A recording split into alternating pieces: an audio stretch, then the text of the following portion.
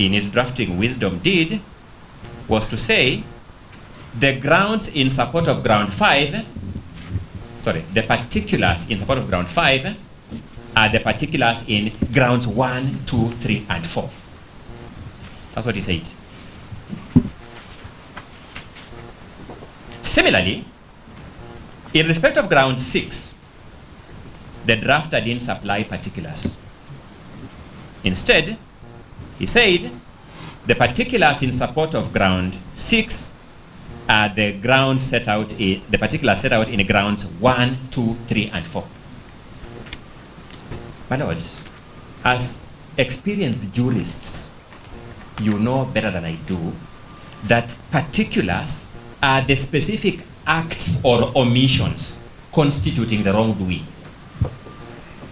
The specific acts or omissions constituting the wrongdoing.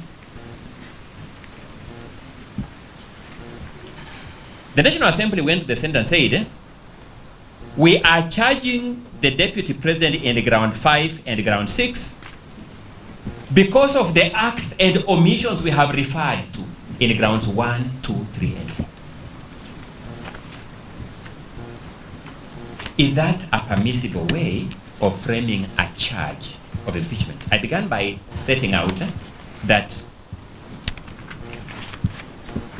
it has been established that the grounds, the charges in impeachment are framed in the same manner as charges in a criminal case.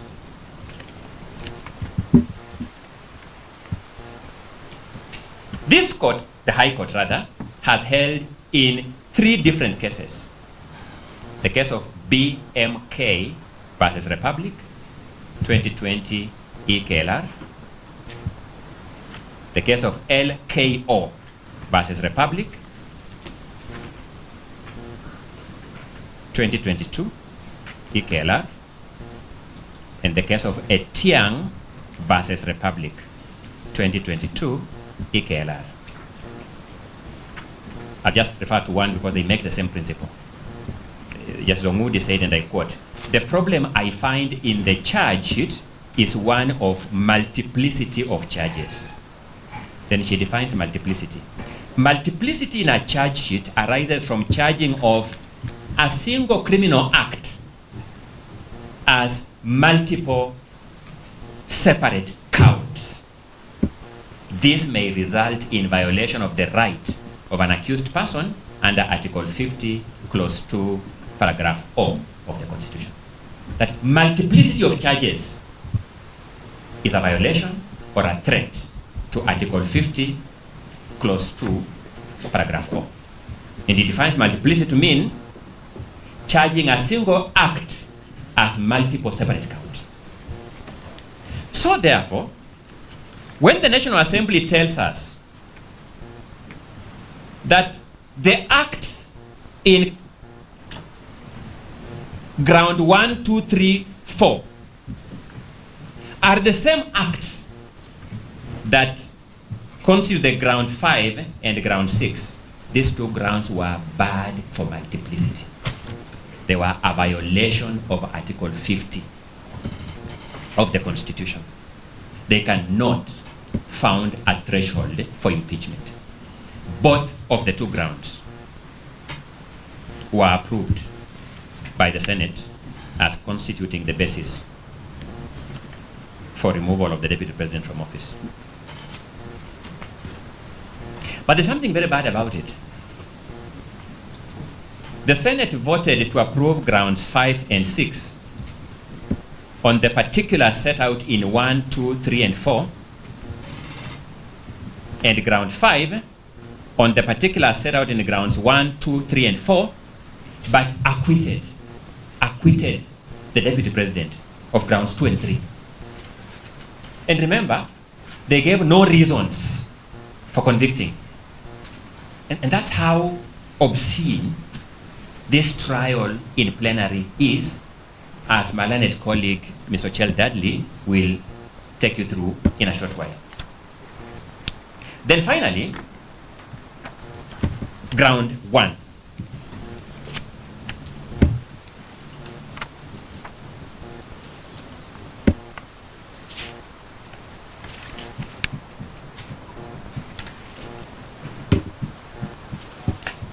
Ground 1 accused the Deputy President of gross violation of Articles 10.2a, b, and c, 73.1a and 2b, 75.1 and c, so 75.1c, and 129.2 of the Constitution, and Articles 47.1 as read together with Articles 131.2c and d of the Constitution. In summary, my lords, these were the grounds that accused the Deputy President of talking about shares in government and shareholding in government. Let me just paraphrase it like that. That's in summary what this is about.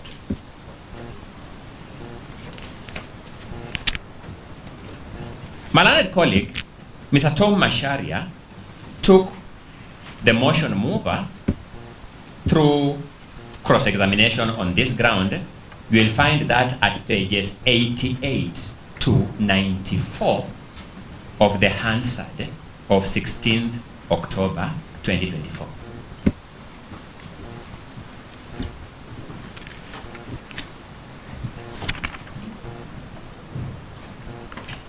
So a number of things emerged. I just summarize them. Number one, the motion mover confirmed that the government of the day in Kenya is formed by a coalition of parties named the Kenya Kwanza Coalition.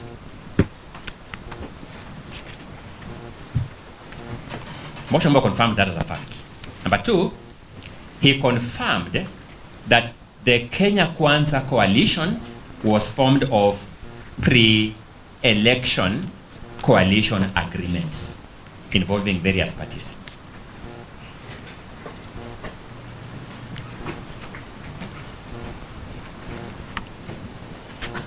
Number three, among the parties were UDA, ANC, Ford Kenya, and PAA or PA, as is sometimes called. And my lord, this must come out very succinctly from me. It bears that PA is the party whose party leader was the Speaker of the Senate presiding over these proceedings.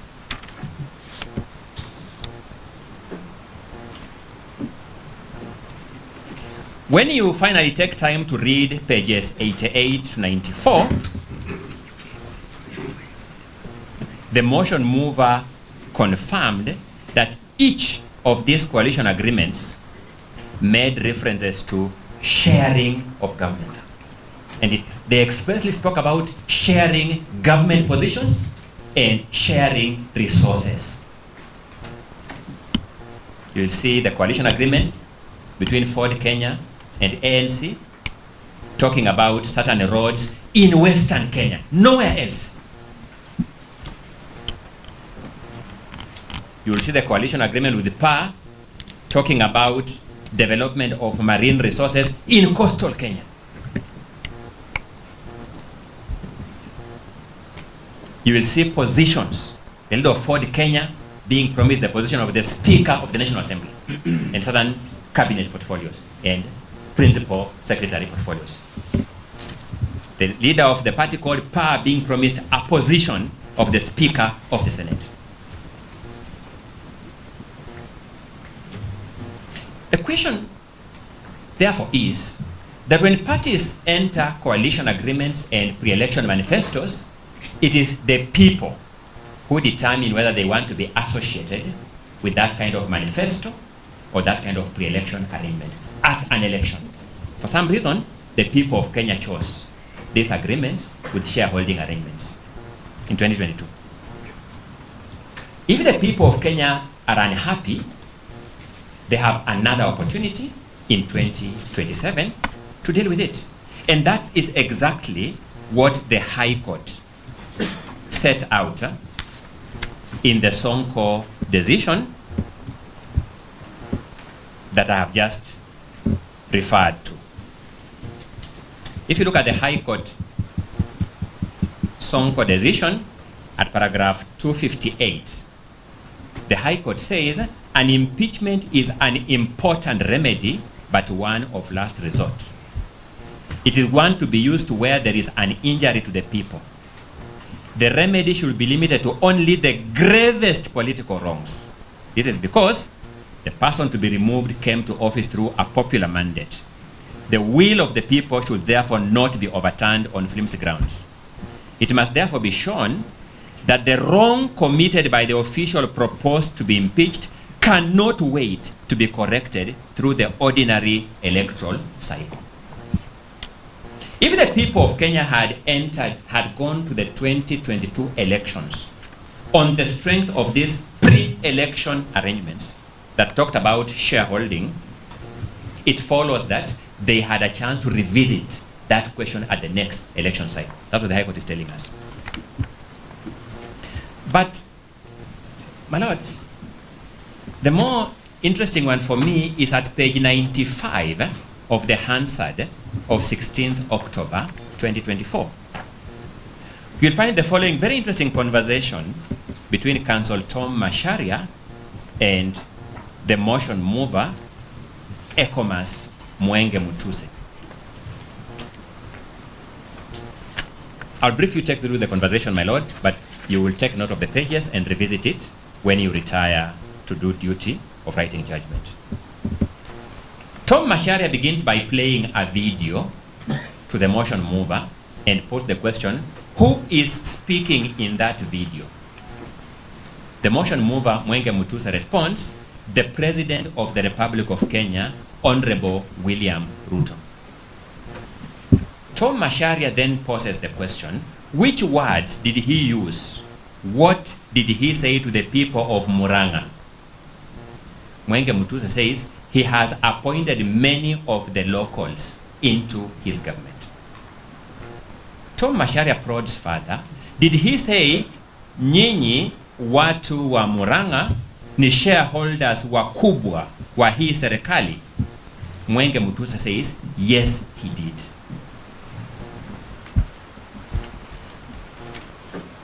The people of Kenya have no difficulty waiting to assess their president at the next election cycle in 2027 following this conversation.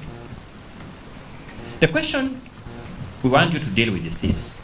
Why is the president's reference to the people of Murang'a as shareholders in his government acceptable political rhetoric? And a similar reference to the people of Nandi and Kericho, because those are the areas mentioned in the motion, by his deputy, an impeachable offense.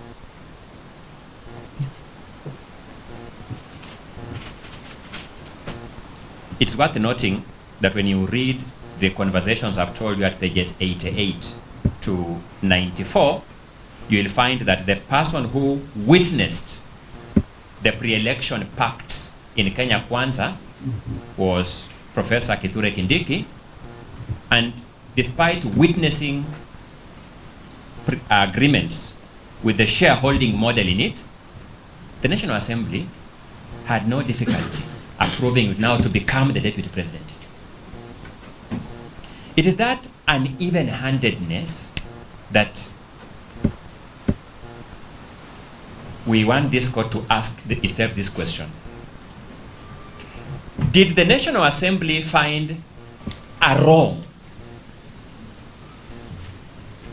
then sought to establish who is the wrongdoer to be punished, then found the deputy president? Or did it find the deputy president, then asked, what wrong can we put on him to punish him? Which is what appears to me to have transpired in this set of circumstances. I have taken you through the 5 grounds that were approved by the Senate to demonstrate to you that they were bad for multiplicity. That's grounds 5 and 6. They fell short of the threshold as set out in Article 150 of the Constitution, as expanded upon through judicial interpretation. And therefore, generally, they could not found a motion for removal of the deputy president from office. While principally, therefore, beseeching this court to allow this petition, allow me now to invite my learned colleague, Mr. Chell Dudley, to take you through the reading of the constitutional prescription on the impeachment procedure and how the interpretation of those provisions by the Speaker of the Senate fell way off the mark. Mr. Dudley, you're welcome. Thank you, my lord.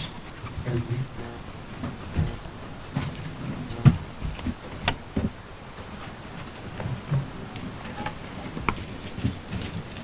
Thank you, my lord, for the opportunity to address you on this important question.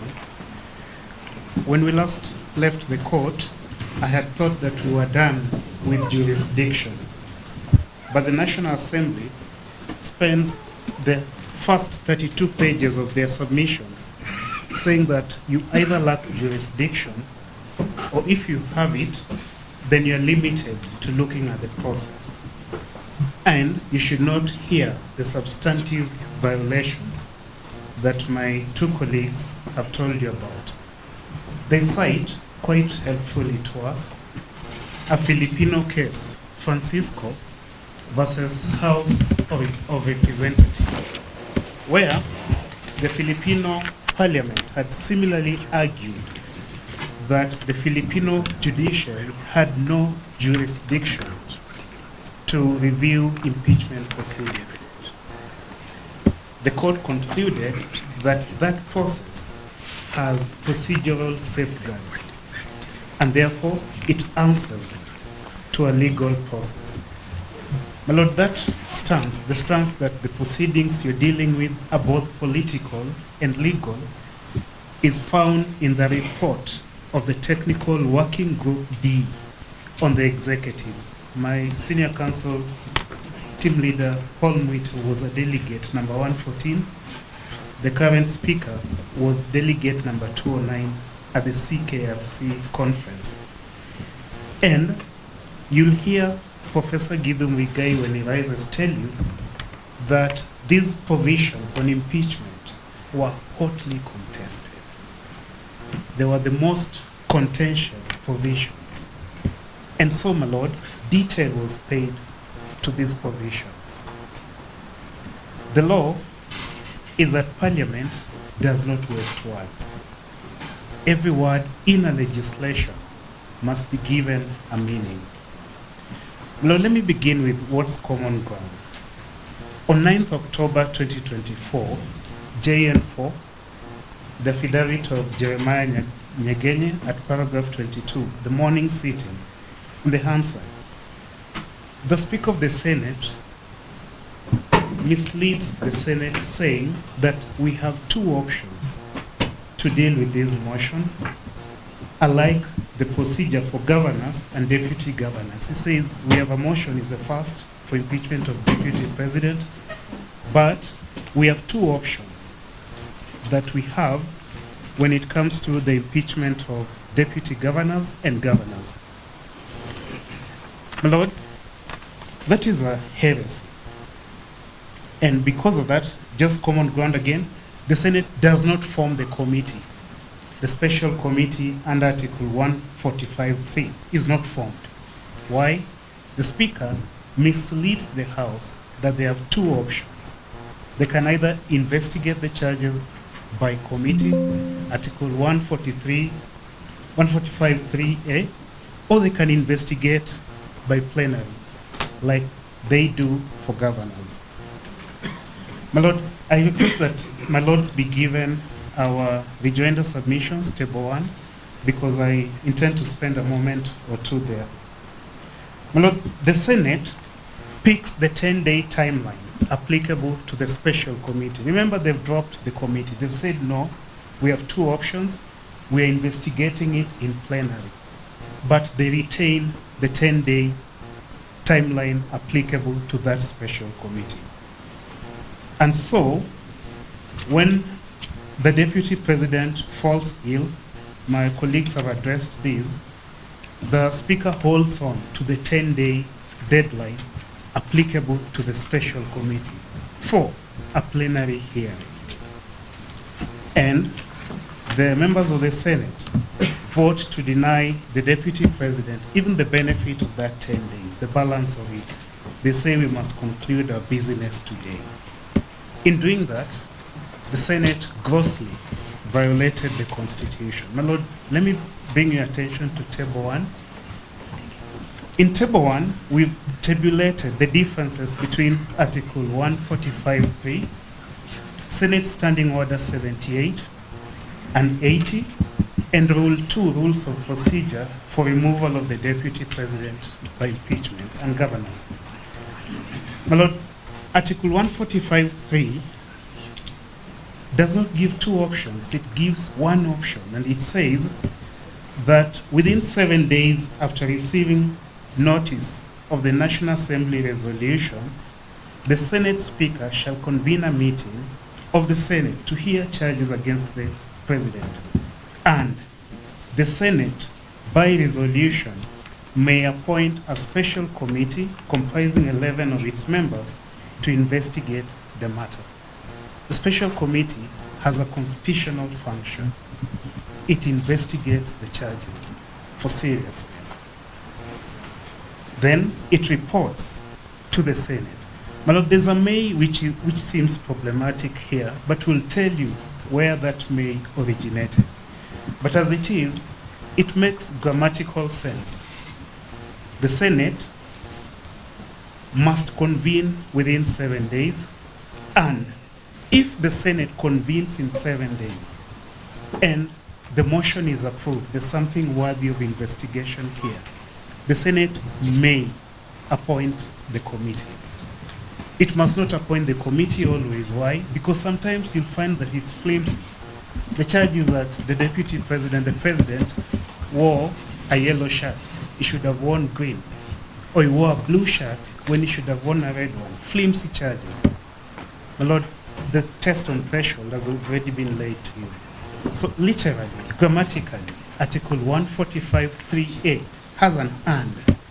If you go to 143.5b and you begin with the Senate, by resolution, may appoint a special committee comprising 11 of its members to investigate the matter, and you leave the A, what have you done to the and? And is disjunctive. It means you must bring both elements of the law together. Parliament does not waste words. Every word used by Parliament in a law has meaning, and the court must give each word in the law meaning, especially if that law is a constitution.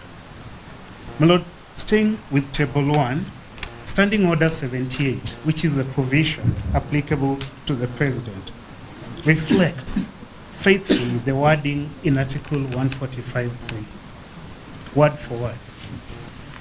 Then, this is where the original sin happens. Standing Order 80, and that is on page 2 of our Table 1. I really hope that my lords have it so that we take this argument, because it's a technical one and it's on the details. But when you come to Standing Order 80, which is the procedure applicable to governors and deputy governors, it allows the Senate to investigate in plenary. Standing Order 81 says, within 7 days after receiving the resolution, the Speaker of the Senate shall convene a meeting of the Senate to hear charges against the governor. And the Senate may, 1, by resolution, appoint a special committee comprising 11 of its members to investigate the matter, or investigate the matter in plenary.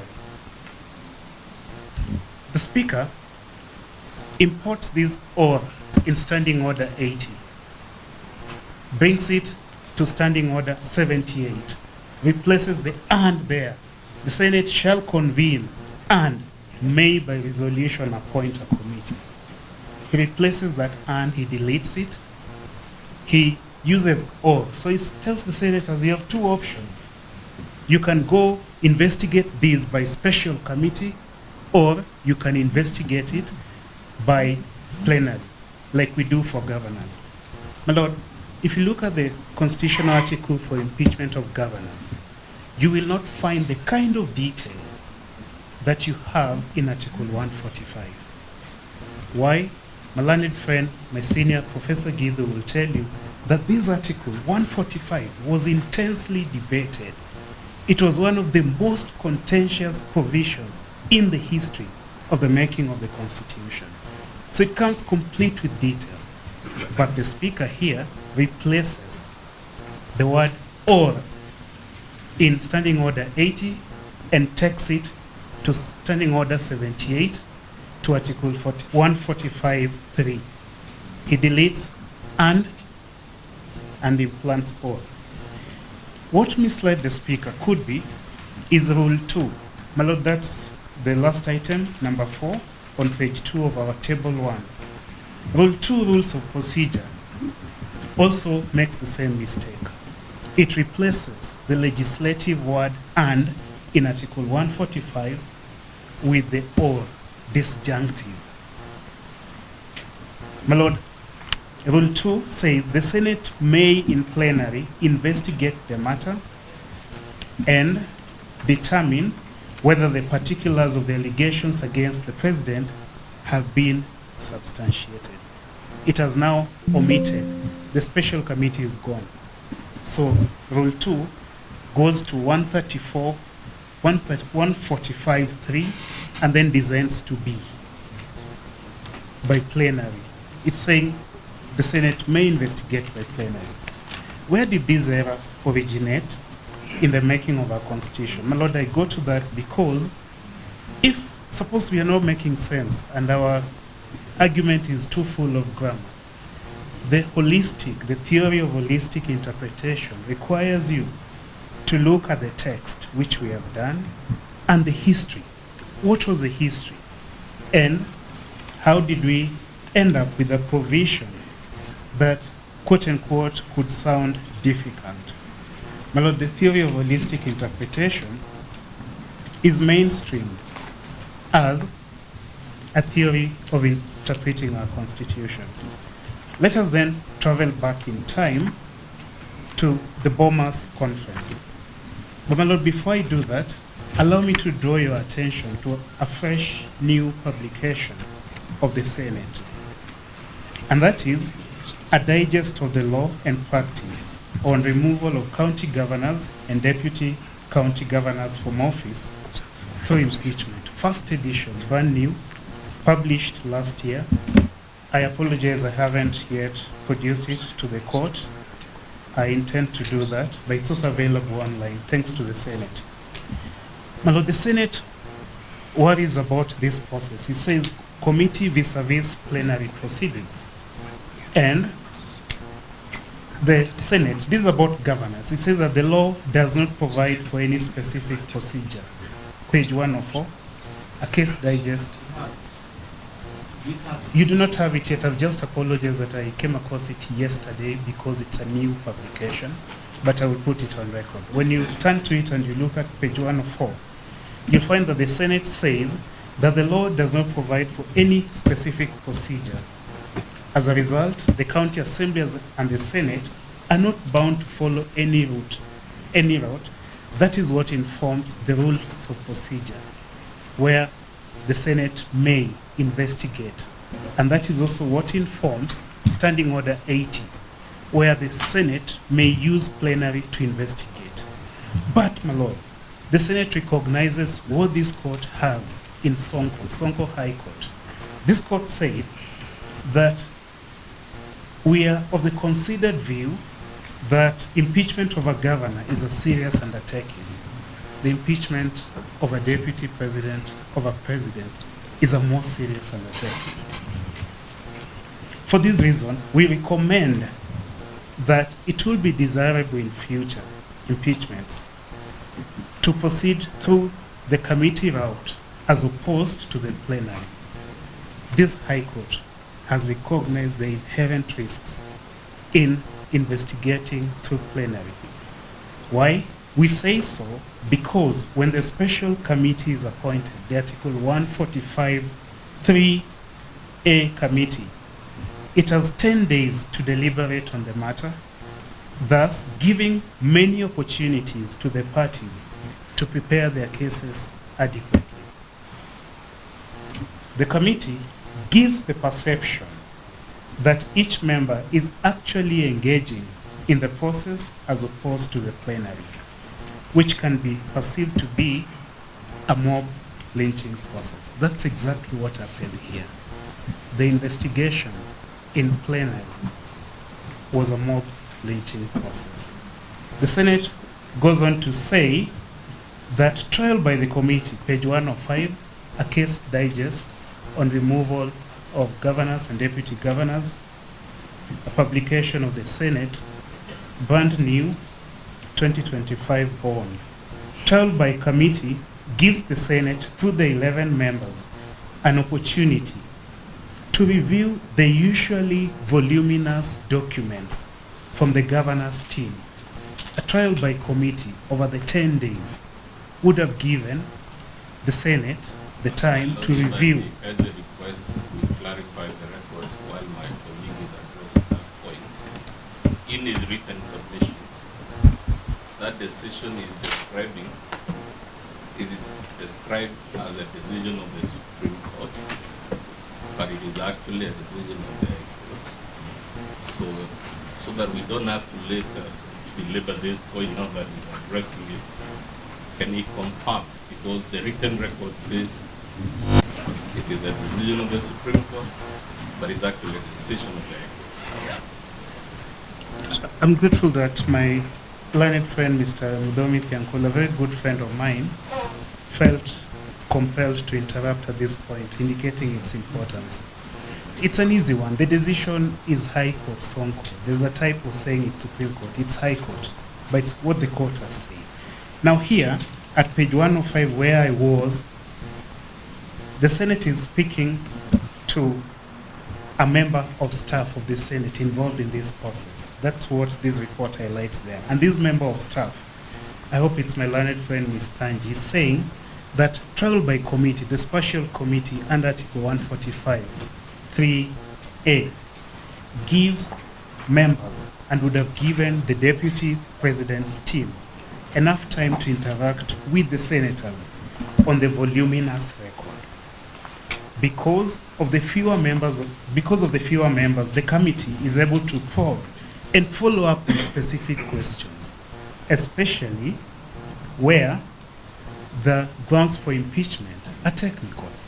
Perhaps the committee would have caught out that in Robert Alai, a case I was fortunate to argue with my learned friend Mr. Ongoya, the court had already nullified section 132 of the Penal Code on undermining the authority of a public officer. Well, this did not happen in this case. And finally, it records here that the plenary, it also says that there are some benefits to the plenary report as well. My Lord, in short, what we are saying is that the motion to impeach the deputy president was contingent on the special committee's report. It's not just procedural. There's also a substantive right given to him before that committee. Look at Article 145(5) of the Constitution. The deputy president has a right to be heard before that committee. The committee investigating the serious charges leveled against him. That step was omitted. That's a grave violation of the Constitution. My Lord, the final chance that he had to be heard was also denied to him, the adjournment. When something like that happened in a case that my friend, Professor Ojenda, Senior Counsel, argued with his usual merit, Onyango Law versus Kisumu County Assembly, Service Board, 2025 Kenya Court of Appeal 333, the Court of Appeal was persuaded that Onyango Law had been denied a fair hearing.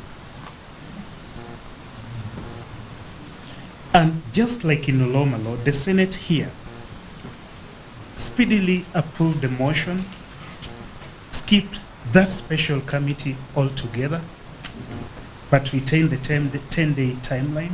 I wonder what the 10-day timeline was doing in a plenary setting where the Constitution does not impose that 10-day timeline, but requires reasonableness. It obviously can't delay until the end of the term, but that 10-day timeline was a stranger in the process.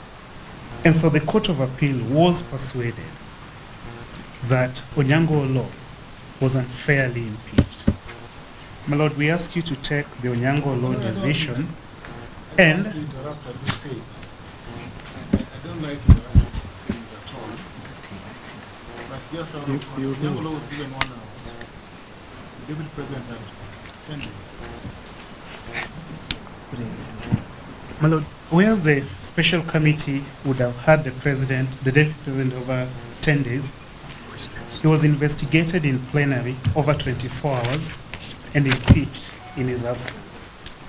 So I ask you again to take the Onyango law decision, and where it says Onyango law, please substitute Rigathi Gachagua and make your decision. My Lord, let me take you to the drafting history of our Article 145. It was not initially there as Article 145. And my Lord, the theory of holistic interpretation requires you to consider our social, our political, our historical context as a people. That history has names like Oginga Odinga, mistreated by the president, unfairly removed from office. It has Kungu Karumba, George Saitoti, at some point, not appointed at all, reappointed after the elections. I forget which year, I was a young boy then. But in your ruling of 31st October 2024, my Lord, you recognize this history, and you said that the Vice President served entirely at the President's mercy. That was a framework that the 2010 Constitution sought to transform. And under the 2010 Constitution, the office of the Deputy President is fundamentally redefined. Your words? It was safeguarded from arbitrary and capricious actions by the President. Before the Senate, on 16th October 2024, another good friend, Senior Counsel Ochiende Amolo, a former member of the Committee of Experts, who was familiar with the drafting history of Article 145, reflected as follows, and I quote, "Before the 2010 Constitution, we would not have been here for this process for 2 days. We would not have been taking this process in the National Assembly. The President would sack the Vice President at whims, including for not liking the color of his shoes." So my example of the color of his coat was not so far-fetched. It is on the Hansard record. My Lord, that's a correct reflection on the intention, on the history, on the motivations, on the framing of Article 145. In the National Land Commission versus Attorney General Supreme Court advisory opinion, the court held that unlike the independence constitution that failed to articulate the history and struggles of the people, the 2010 Constitution integrates that history and the people's view. And so, my Lord, when you turn to interpret Article 145 and you encounter the challenge with the may appearing in the second part of it, in 135 3B, and you wonder why does it appear this way, you must remember the history. Speaking of history, at page 182 of the CKRC final report, and that, my Lord, is the lawyer's Bible, it is the constitutional lawyer's Bible. It is the reference point for ambiguous text. We go back to it to see what was the intention here, what was the struggle, what was the mischief. The people said that, I quote, "there should be adequate mechanisms to avoid the risk of impeachment being used for purely political motives." Page 802 of that CKFC final report records that impeachment was one of the most contentious issues leading to extreme polarization amongst delegates. And the issue was not about the desirability of impeachment, no. It was about the procedure. What procedure do we use? Because we agree that the president must be amenable to impeachment. It is a remedy of last resort, but what procedure do we use?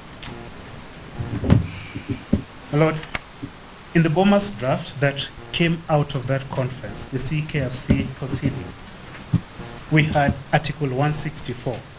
Article 164 of the Bomas draft is the exact replica of today's Article 145, except it had a bit more clarity. Why? Because the kind of Thank you, my Lord. My Lord, because the kind of contestations that attend the making of any constitution had not been there. Remember, by the time we are getting to 145, we've gone through a failed referendum. We've had the WACO draft. We've also had the Naivasha process that messes up and moves articles around. So back in Bomas, Article 164, this is what 164.4 said.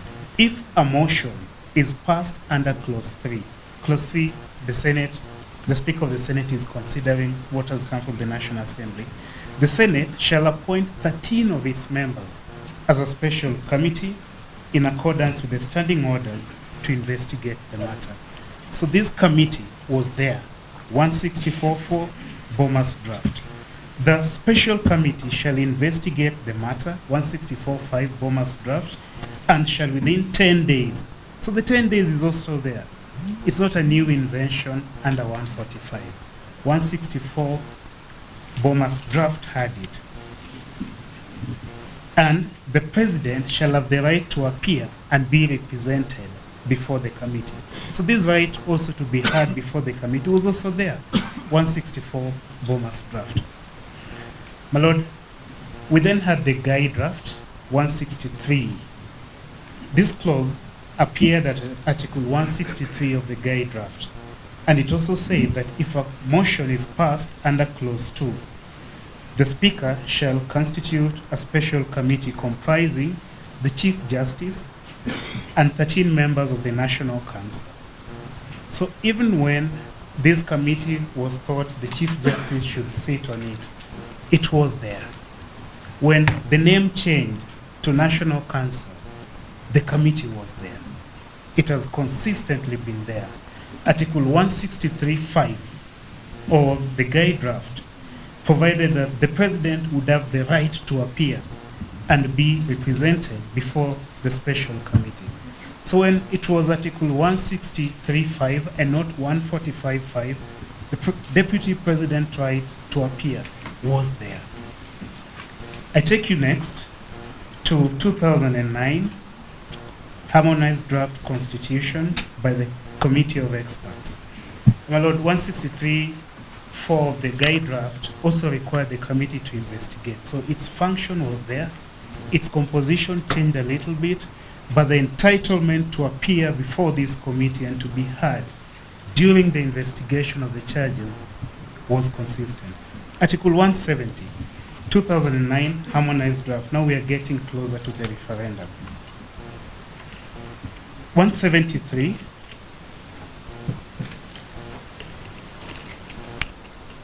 upon hearing the charges under Clause 2, Article 173, 2009 Harmonized Draft, upon hearing the charges under Clause 2, the charges approved in the motion that has come from the National Assembly, the Senate may, by resolution, appoint a special committee comprising 11 of its members to investigate the matter.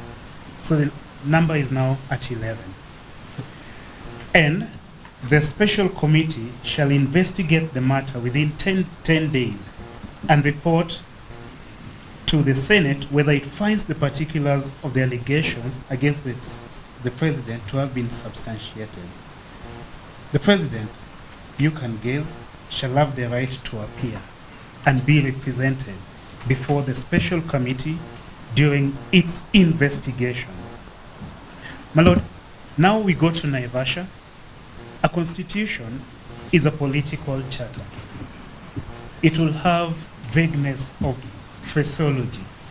Why? Because you need to get consensus and have the document passed, or you have no constitution at all. And so we take it as it comes, with ambiguity. But that's not the kind of ambiguity that scares this court. The court would be adept to interpret the Constitution together with those ambiguities, understanding its history. Now, ambiguity is coming in. Naivasha, the Parliamentary Select Committee, a committee of politicians. They moved this clause to Article 127.3. And they're saying, upon hearing the charges under Clause 2, the National Assembly. Now, they are also shifting it from the Senate. They're bringing it to the National Assembly, Naivasha. The National Assembly may, by resolution, appoint a select committee comprising 11 of its members to investigate the matter. My Lord, from 127.3, Naivasha, it gets back to 145, and it brings with it the main, which is there today. That's how it sounds vague. That's why it appears ambiguous. My Lord, throughout that history, the 10-day period is there. I am concluding, my Lord. The function of the committee, it's okay, my Lord. The function of the committee is also there. And the deputy president's right to appear before it is there. And so, when on 9th October 2024, the Speaker misleads the House, telling it that you have two options. What is the source of that authority? Where does the Speaker get the right to amend the Constitution in his directions to senators? What gives him the right? It's not even the standing orders. My Lord, he fuses, the Speaker fuses Standing Order 78, Standing Order 80, the Rules of Procedure, and Article 145. And in that process, Article 145 suffers violence. Just to clarify, you said that it appears ambiguous. Yes. It is ambiguous. It is not ambiguous. If you look at its history, if you look at its intention, if you consider that constitution making, Speaker of the Senate versus Attorney General, is a political process, it is quite clear.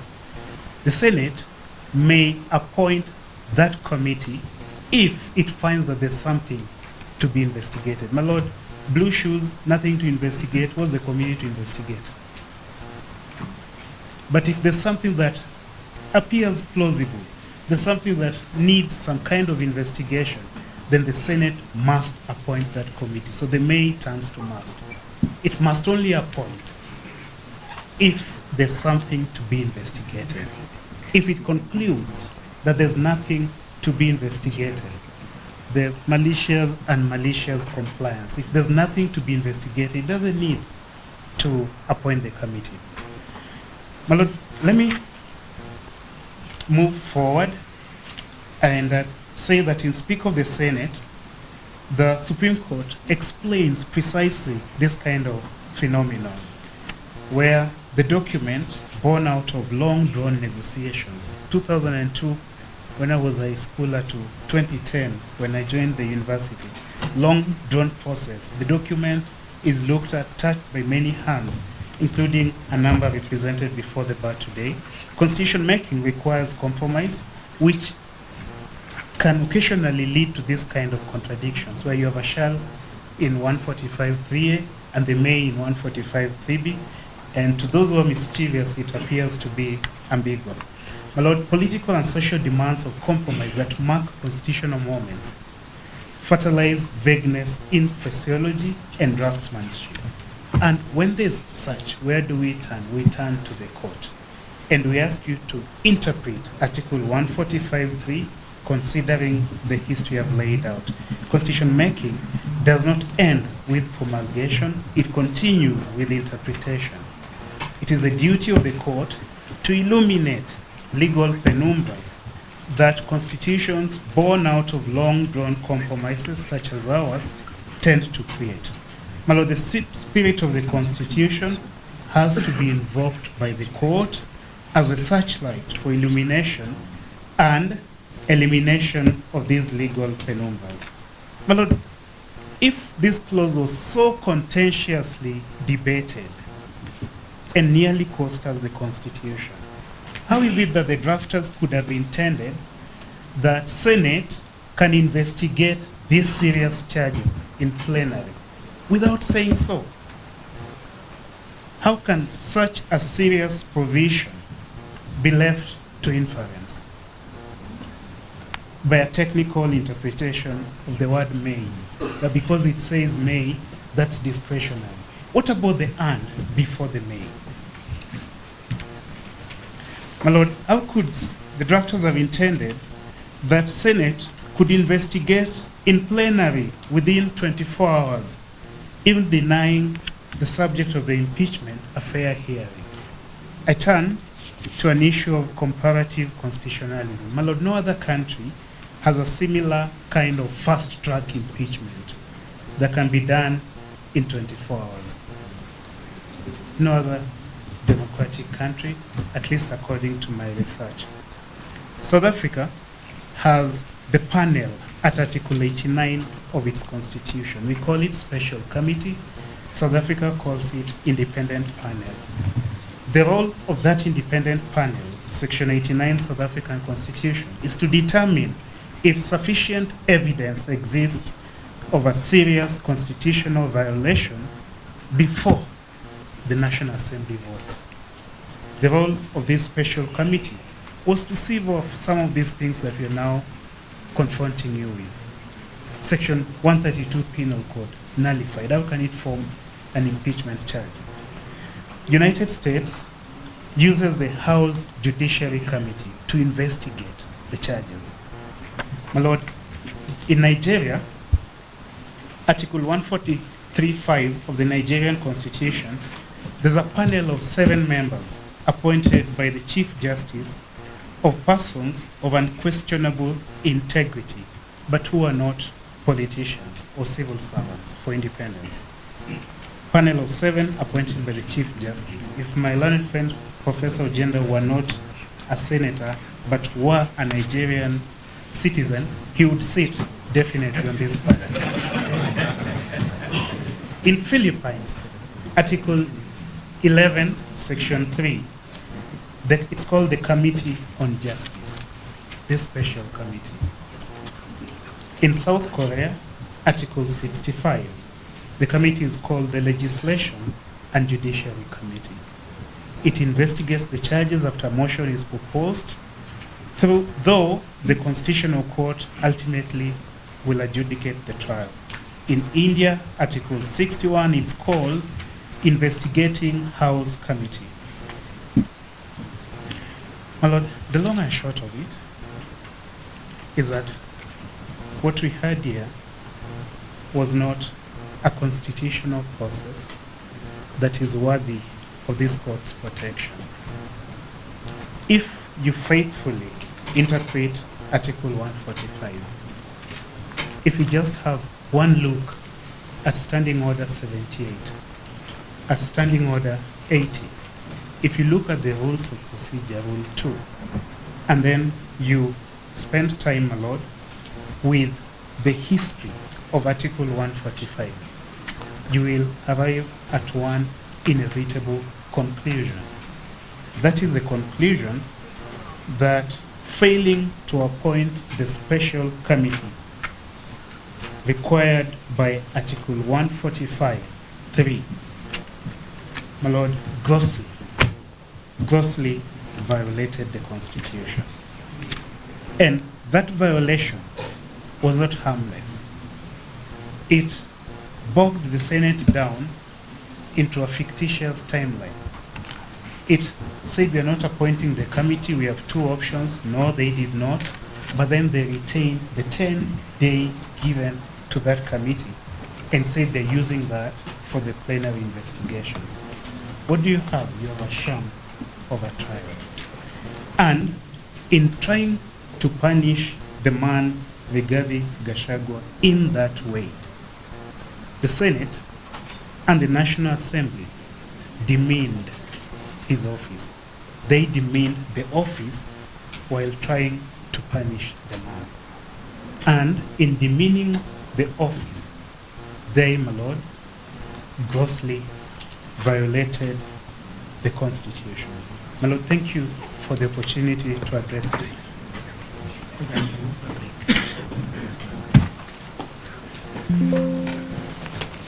I think we have made good progress. We adjourn for lunch, then we come back. That's right.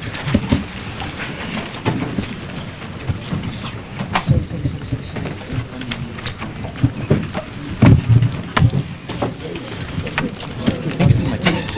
You brought that argument. You know that argument yesterday I did very fast. Yeah? But after a while it began making a lot of sense.